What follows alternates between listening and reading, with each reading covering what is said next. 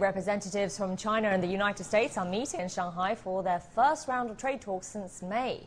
The two-day meeting is aimed at implementing the consensus reached by the leaders of the two countries on the sidelines of last month's G20 summit in Japan. The Chinese delegation is headed by Vice Premier Liu He, while Trade Representative Robert Lighthizer and Secretary of the Treasury Steven Mnuchin will head the U.S. side. Maintaining strong growth momentum, Chinese telecom giant Huawei recorded a 401 billion yuan revenue, about $58.3 billion in the first half of 2019, an increase of 23.2% from 325.7 billion yuan. Its net profit margin sits at 8.7%. We're still climbing, step by step towards the pinnacle of the ICT market. We have chosen the toughest path, but we have no regrets. Huawei's consumer business revenue hit 220 billion yuan, roughly $32 billion. Its smartphone shipments reached 118 million units, a 24% year-on-year increase. You don't get the sense that anything's critical. You get the sense that they took a shot. Maybe they shook but they didn't lose their feet. They didn't go down, and they're standing there and they're sort of coming back now. When Huawei was put on America's entity list in May, lots of people thought that it was a death penalty for the company. But now, at least based on its half-year financial report, the company is living quite well. But it doesn't mean the company is completely safe. To date, Huawei has secured 50 commercial 5G contracts and has shipped more than 150,000 base stations to markets around the world.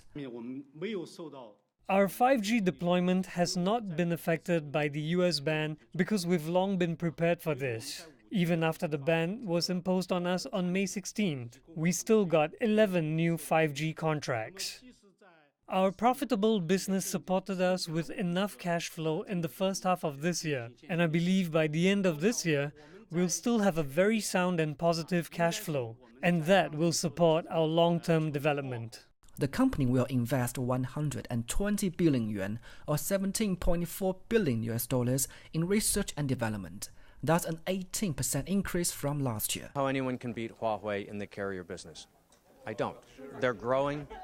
Ericsson and Nokia are flat, and they have been flat for years, and they're significantly smaller, and they're not matching Huawei in its spending in R&D. However, the real driver of growth was Huawei's consumer business, and that relies on the results of the US-China trade talks.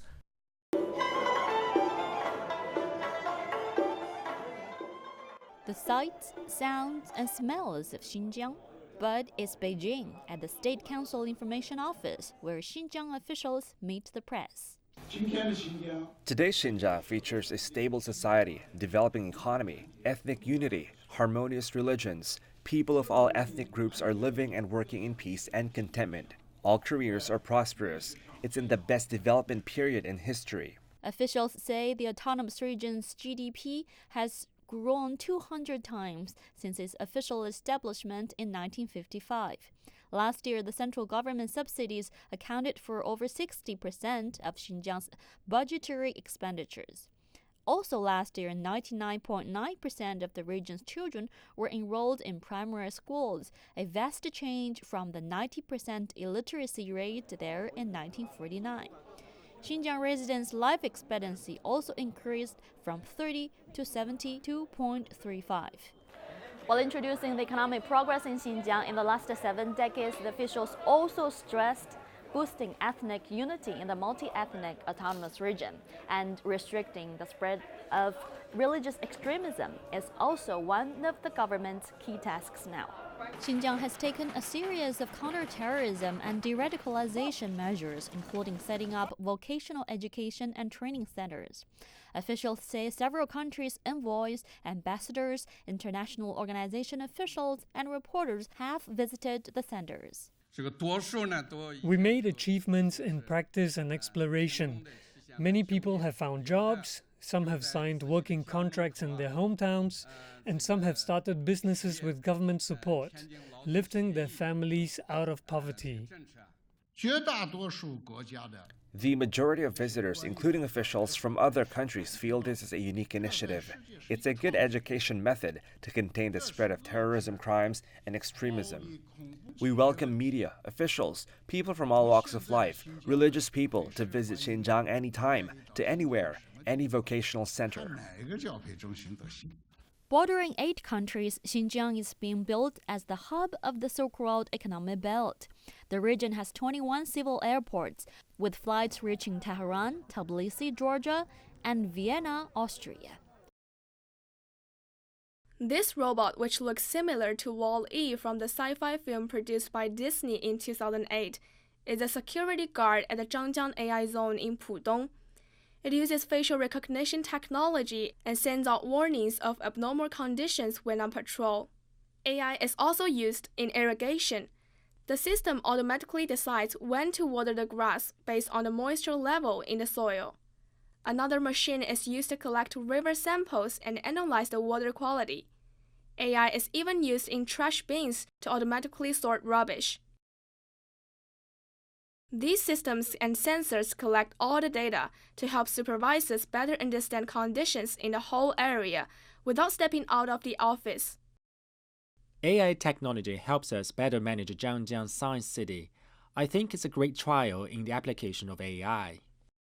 Meanwhile, Shanghai Shixi High School has established an AI laboratory to go along with new courses for students. The school is now taking advantage of an online teaching platform based on the technology. The new system can create a personalized study plan for students by analyzing their habits. Lin Qing, the vice principal, says students may be divided into classes based on their real-time performance. By using AI technology, we can understand a student's current learning ability. Then we can place them in classes best suited to their needs. Shanghai is now home to more than 1,000 core AI companies and 2 AI zones. Giants like Microsoft, Amazon, Baidu, Alibaba, and Tencent have all set up facilities in the city. These are the oldest known mummified bodies in the world. They date back to between 5,000 and 7,000 years. Settled in the Atacama Desert and coastal bays of northern Chile, the Chinchorro people developed techniques to preserve their dead some 2,000 years before similar practices began in ancient Egypt. The arid conditions in the region have preserved these mummies, and today over 100 of these bodies lie in this museum. With carbon dating, we have determined this body is from 5,000 years ago. Vivian Standen has spent decades researching the South American Chinchorro culture, yet to this day she remains overwhelmed by what they represent. We say 5, 6, or 7,000 years as if it's nothing, but it is an incredible amount of time. Chile has only been a nation-state for 200 years. The Chinchorro had been here for 7,000 or 8,000 years. Many Chinchorro mummies are on display in this museum in the small town of San Miguel de Azapa, yet there are hundreds, possibly thousands, still lying under the nearby city of Arica. Where this museum is and around this street and the next one is full of mummies. Okay. It's like a necropolis. Bernardo Ariasa is one of the chief investigators exploring the Chinchorro culture. He argues that high levels of arsenic in the water in this region led to high infant mortality and the development of the practice of mummification as part of the Chinchorro's grieving process. One thing is very intriguing. They are buried very shallow, about 50 centimeters to 1 meter of depth. And what are the theories as to why that is? I think one of the ideas is that they were never really buried per se, so they were kind of exposed. So it's like it was a daily interaction, the living with the dead. Some of the mummies that perhaps were repainted, retouched, because they have different layers. So it's a different dialogue with the dead. The millennia-old Chinchorro mummies can be found along this coastal region. Wind erosion has led to mummies appearing on this hillside, near a small fishing village where Jorge Ardiles is one of the community leaders. A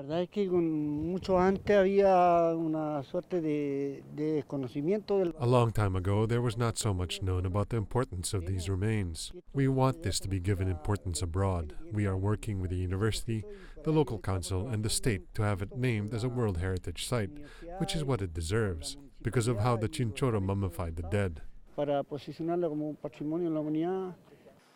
Led by Dr. Ariasa, the local university will submit a proposal to UNESCO in September to have this declared a World Heritage Site to help administer these archaeological sites and preserve this cultural patrimony.